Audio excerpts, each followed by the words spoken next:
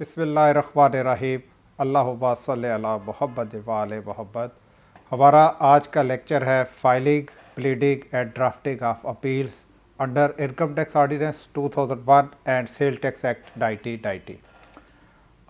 Lecture शुरू करने से पहले एक चीज़ वाज़ह करते चले जाए कि ये जो लेक्चर है इस में तमाम वो चीज़ें जो लेटेस्ट अमेंडमेंट जो through fine arts act 2024 insert की गई थी इनकम टैक्स ऑर्डिनेंस पे और सेल्स टैक्स एक्ट में रिगार्डिंग फाइलिंग ऑफ अपील, उसको सामने रखते हुए ये लेक्चर तैयार किया गया है। अगर कोई ऐसे दोस्त जिसके पास पुरानी बुक हो तो हमारा लेक्चर जो है वो उससे थोड़ा सा डिफ़र करेगा, क्योंकि इसमें काफ़ी ज़्यादा चेंजेस आई है।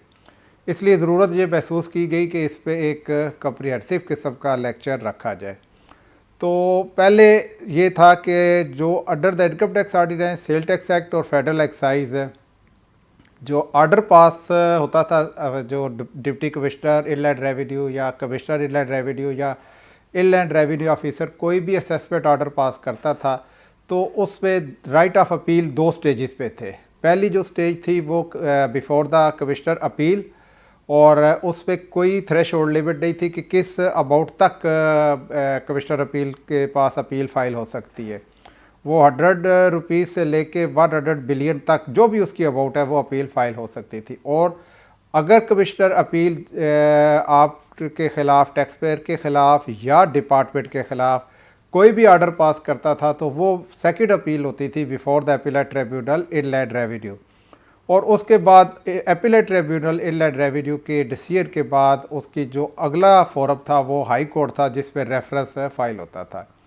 कैसे रेफरेंस फाइल कर रहा है, रेफरेंस के लिए भी सारे कवानीन चेंज कर दी गई है। उसमें हम ऑलरेडी एक वीडियो बना चुके हैं जो कि हमारे यूट्यूब चैनल पे अगर आपने प्रेस्क्राइब किया हुआ है तो उस पर वो मौजूद है। अब आते हैं अपने लेक्चर की तरफ, filing, pleading and drafting of appeal before the commissioner appeal.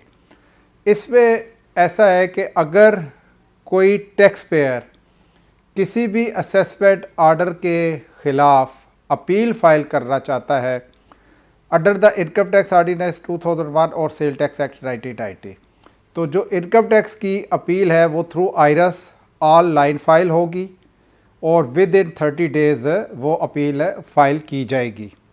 इसमें याद रहे कि कोई मैनुअल अपील फाइलिंग का कॉन्सेप्ट नहीं है। आपने जो अपील फ़ाइल कर रही है वो अपील आपने ऑनलाइन अपील ही फ़ाइल कर रही है, मैनुअली अपील आप फाइल नहीं कर सकते। अब इसमें लिमिटेशन जो है वो 30 डेज़ है, यानी विद इन 30 डेज़ आपने अपील फ़ाइल करनी है from the date of assessment order. अब इसमें चूँकि आयरस पे अपील फ़ाइल हो रही है, ऑनलाइन अपील फ़ाइल हो रही है, तो जिस दिन असेसमेंट ऑर्डर पास होता है उसमें जो डेट होती है आयरस उसको ऑटोमेटिकली उठा लेगा जब आप अपील फ़ाइल करेंगे बिफोर द कमिश्नर अपील। तो यानी डे ऑफ ऑर्डर ही आपका day of service of order consider होगा इसमें, चूँकि ऑनलाइन ये वो डेट खुद उठा लेगा।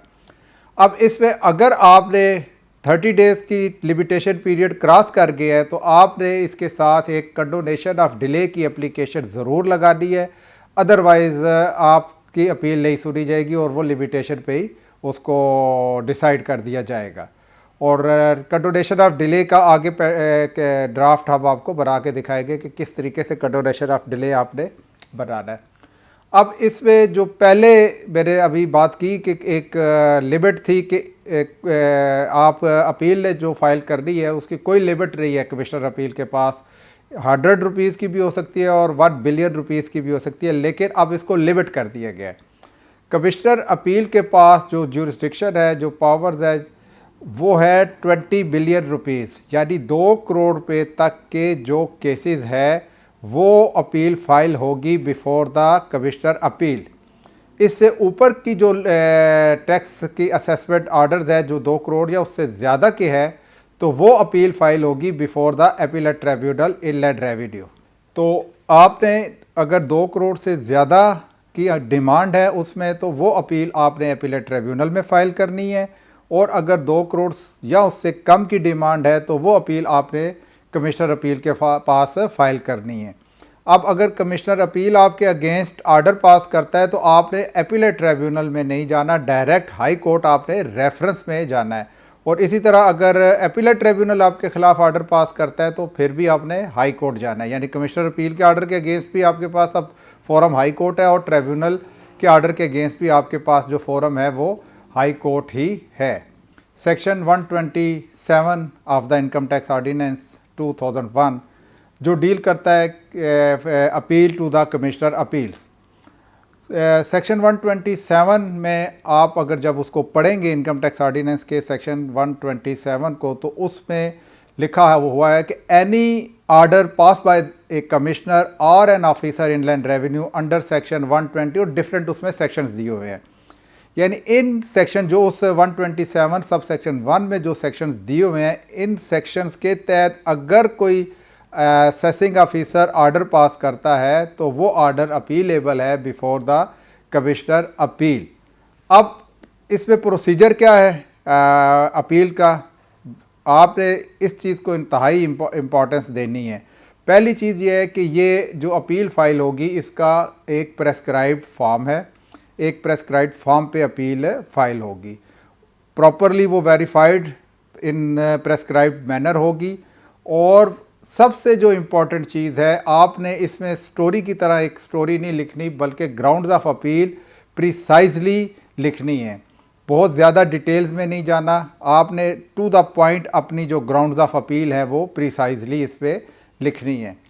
अब इसमें जो फ़ी है फाइलिंग ऑफ अपील की, अगर आप कंपनीज़ हैं तो कंपनीज़ के लिए 25,000 रुपीज़ है, और अदर दैन कंपनीज यानी एओपी एसोसिएशन ऑफ पर्सन या इंडिविजुअल्स है तो उसके लिए 5,000 जो फ़ी है अपील फाइल करने के लिए। और जैसा कि हम पहले बता चुके हैं कि इसका जो लिमिटेशन पीरियड है वो 30 डेज़ है।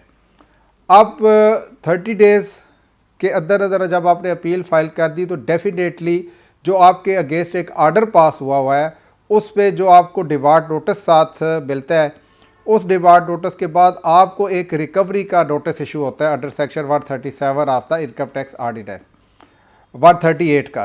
तो अब चूँकि उसके एक लिमिटेशन टाइम पीरियड दिया होता है 7 डेज़ 15 डेज़ की, इतने पीरियड के अंदर आप जो डिस्प्यूटेड अमाउंट है जो आपके अगेंस्ट आर्डर पास हो चुके हैं वो अमाउंट आप जमा करवाएं, तो इसके लिए आपको स्टे चाहिए। और दूसरी जो चीज़ सबसे इम्पॉर्टेंट है वो ये है कि चूँकि रिकवरी सबसे इम्पॉर्टेंट इशू होता है, अगर आपके क्लाइंट की रिकवरी हो गई है और आपने स्टे एप्लीकेशन फाइल नहीं की और आपने सिंपल अपील फाइल की तो डेफिनेटली आपकी वो रिकवरी हो जाएगी और फिर आपके लिए आगे चल के मुश्किलात पैदा होगी।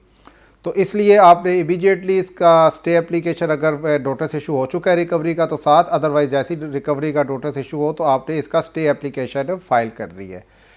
जैसे अभी हमने स्टे की बात की तो स्टे आपके जो अपील फाइल करेंगे उसके लिए इंतहाई इम्पॉर्टेंट इसलिए है कि अगर आपकी रिकवरी हो जाएगी तो आपके लिए आगे चल के काफ़ी मुश्किलात पैदा होगी, आपके लिए भी और आपके क्लाइंट के लिए भी।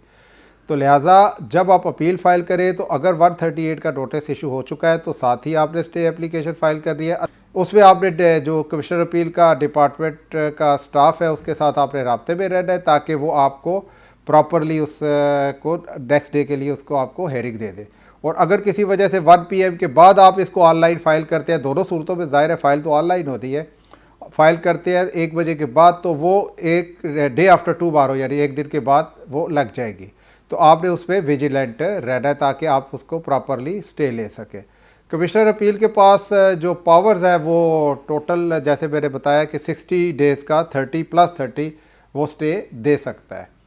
तो जब आप कमिश्नर अपील के पास अपील फाइल करते हैं और अगर आप समझते हैं कि आपने कुछ ग्राउंड्स छोड़ दी है और कोई बहुत इंपॉर्टेंट ग्राउंड रह गई है तो वो आप further due grounds of appeal भी फाइल कर सकते हैं with the permission of commissioner appeal. लेकिन ऑर्डर पास होने से पहले आप वो ड्यू ग्राउंड्स फाइल कर सकते हैं। ऐसा नहीं है कि कमिश्नर अपील ने ऑर्डर पास कर दिया और उस वक्त आपके कि ये ड्यू ग्राउंड्स है तो वो फिर आपका वो चैप्टर क्लोज हो चुका होगा। बाकी जब कमिश्नर अपील इसको आपकी हेयरिंग करेगा तो उसके पास ये पावर है कि वो आप के केस पे फर्दर इंक्वायरी कर सकता है और ये सारे मामलात को वो दोबारा से देख सकता है। इस पे एक चीज़ बड़ी इम्पॉर्टेंट है कि अगर आपने नीचे प्रोसीडिंग ज्वाइन की है, जो असेसिंग ऑफिसर है, असिस्टेंट कमिश्नर या डिप्टी कमिश्नर या आईआरओ, प्रोसीडिंग ज्वाइन की है, जो डॉक्यूमेंट्स आपने देने हैं वो इनिशियल स्टेज पे ड्यूरिंग असेसमेंट प्रोसीडिंग देने हैं। अगर आपने कोई डॉक्यूमेंट मिस कर दिया है तो वो कमिश्नर अपील स्टेज पे आप वो डॉक्यूमेंट्स नहीं दे सकते।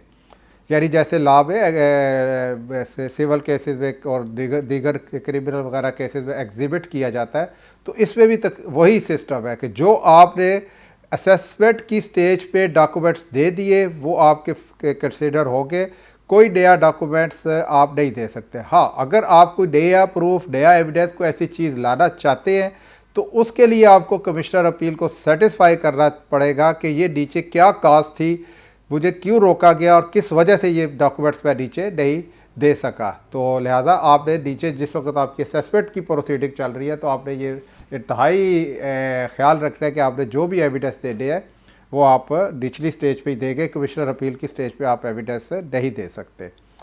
अब कमिश्नर अपील के पास डिसीजन की जो पावर है वो ये पावर है कि वो आपके ऑर्डर को कंफर्म कर सकता है। यानी जो असेसिंग ऑफिसर ने ऑर्डर किया है एज इट इज़ उसको वो कंफर्म कर सकता है, उसको मॉडिफाई कर सकता है। मॉडिफाई से मुराद ये है कि 10 चार्ज थे, मुख्तलिफ चार्ज में मुख्तलिफ टैक्स लगा, उसमें कुछ को वो आपके अगेंस्ट कर देता है, कुछ आपकी फेवर में कर देता है, कुछ रिमांड कर देता है, तो उसको कहते हैं कि वो आपका ऑर्डर है मॉडिफाई कर देता है। या फिर उस पूरे के पूरे ऑर्डर को ही वो अनल कर देता है, तो अनलमेंट की भी पावर उसके पास है।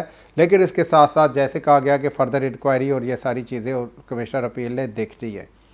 कमिश्नर अपील जो आपने अपील फाइल की है उस पर जो डिमांड है उसको इंक्रीज़ भी कर सकता है और डिक्रीज़ भी कर सकता है। लेकिन इस पर इम्पॉर्टेंट बात यह है कि अगर कमिश्नर अपील आपकी डिमांड को इंक्रीज़ करता है तो उसके लिए उसको आपको एक शो काज नोटिस देना पड़ेगा, यानी अपनी इंटेंट बतानी पड़ेगी कि मैं आपकी ये अमाउंट इंक्रीज़ कर रहा हूँ। विदाउट शोइंग काज वो आपकी जो अमाउंट है, डिमांड है, टैक्स डिमांड है, वो उसको इंक्रीज़ नहीं कर सकता। सेक्शन 129 के तहत कमिश्नर अपील जो ऑर्डर है विद इन 180 डेज़ में वो करेगा ऑर्डर।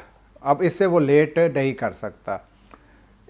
इस पे एक चीज़ आप को बताना इंतहाई ज़रूरी है। कुछ हमने कमिश्नर अपील ने जो ऑर्डर पास किए 180 डेज़ में, जब उनके ऑर्डर्स ट्रिब्यूनल में जाते थे तो वहाँ पे हमने कुछ अपील्स देखी, इवन हाई कोर्ट में देखी कि उसको उन्होंने चैलेंज किया कि जी ये कमिश्नर अपील को 180 डेज़ में डिसीजन करना चाहिए था, जो कि सेक्शन 129 में लिखा है, तो उसने 120 डेज़ से ज़्यादा टाइम लेके ये डिसीजन किया है। तो लिहाजा ये जो डिसीजन है ये डल एंड वाइड हो गया।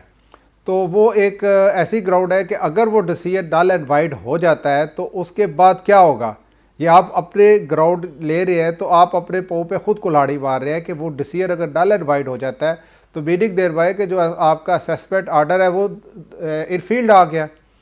उसमें कहीं ऐसा नहीं लिखा कि 180 डेज़ में अगर ऑर्डर पास नहीं करेगा तो वो आपकी अपील डीम्ड एक्सेप्ट समझी जाएगी, ऐसा कुछ नहीं है।